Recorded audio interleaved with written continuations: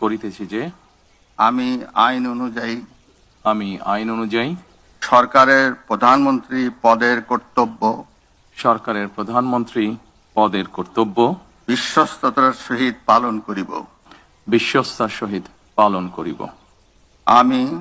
আমি বাংলাদেশের প্রতি অকৃত্রিম বিশ্বাস ও আনুগত্য পোষণ করিব। আমি সংবিধানের রক্ষণ সমর্থন ও নিরাপত্তা বিধান করিব। আমি ভীতি বা অনুগ্রহ অনুরাগ বা বিরাগের বশবর্তী না হইয়া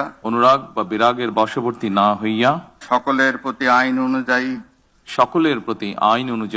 যথাবিহিত আচরণ করিব। এবার মাননীয় প্রধানমন্ত্রীর গোপনীয়তার শপথ পাঠ পরিচালনা করার জন্য রাষ্ট্রপতি মহোদয়কে বিনীত অনুরোধ জানাচ্ছি। আমি তারেক রহমান সশ্রদ্ধ চিত্তে শপথ করিতেছি যে সরকারের প্রধানমন্ত্রী রূপে যে সকল বিষয় আমার বিবেচনার জন্য আনিত হইবে বা যে সকল বিষয় আমি অবগত হইব তাহা প্রধানমন্ত্রী রূপে যথাযথভাবে আমার কর্তব্য পালনের প্রয়োজন ব্যতীত প্রত্যক্ষ বা পরোক্ষভাবে কোনো ব্যক্তিকে জ্ঞাপন করিব না বা কোনো ব্যক্তির নিকট প্রকাশ করিব না। ধন্যবাদ।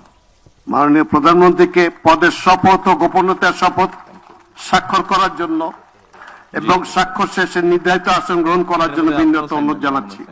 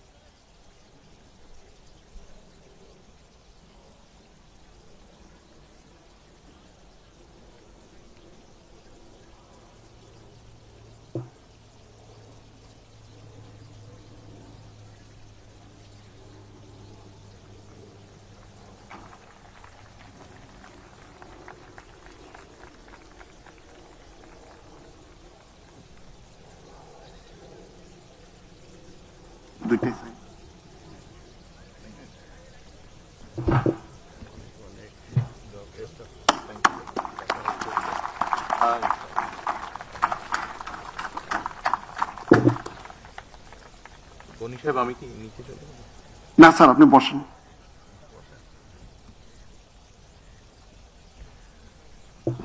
গণপ্রজাতন্ত্রী বাংলাদেশ সরকারের প্রধানমন্ত্রী হিসেবে দায়িত্ব গ্রহণের জন্য আপনাকে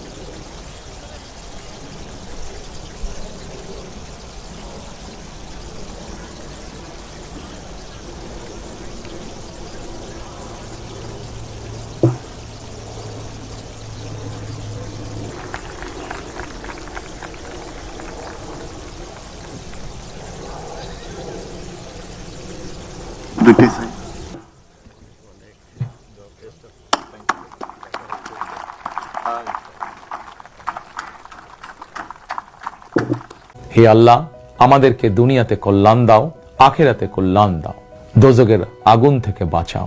শহীদ প্রেসিডেন্ট জিয়াউর রহমান সংবিধানে সর্বশক্তিমান আল্লাহর উপরে পূর্ণ আস্থা ও বিশ্বাস, এই কথাটি সন্নিবেশিত করেছিলেন। কিন্তু তাবেদার সরকার সংবিধান থেকে এই কথাটি বাদ দিয়েছিল।